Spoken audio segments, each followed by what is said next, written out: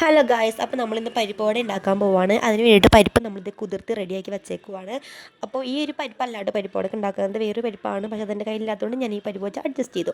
അപ്പോൾ അത് ഈ പരിപ്പ് വടക്ക് നമ്മൾ ചെയ്യാൻ പോകുന്നത് എന്താ വെച്ചാൽ പരിപ്പെല്ലാം നമ്മൾ അരച്ചെടുത്തിട്ടുണ്ട്. ജസ്റ്റ് ഒന്ന് ക്രഷ് ചെയ്തെടുത്താൽ മതി. അതിനുശേഷം ഉള്ളി, പച്ചമുളക്, ഇഞ്ചി എല്ലാം കഴുകി അരിഞ്ഞു. അതിലോട്ട് കറിവേപ്പില, വറ്റൽമുളക്, കുറച്ച് ഉപ്പും കൂടിയും ചേർത്ത് കൈവച്ച് നന്നായിട്ട് കുഴച്ചെടുത്തു.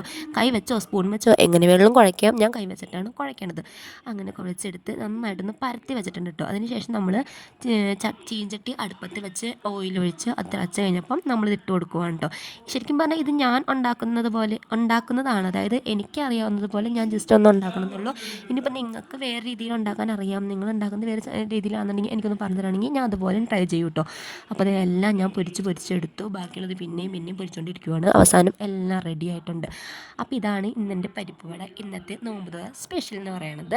അപ്പോൾ ഇന്നത്തെ വീഡിയോ ഇത്രയുള്ളൂ. പുതിയൊരു റെസിപ്പി ആയിട്ട് കാണാം കേട്ടോ. ഞാൻ പലതും ട്രൈ ചെയ്ത് നോക്കാറുണ്ട്. പിന്നെ വീഡിയോ എടുക്കുന്ന ടൈമിൽ തന്നെ വീഡിയോ എടുക്കാറില്ല. പുതിയ കാണാം. ബൈ.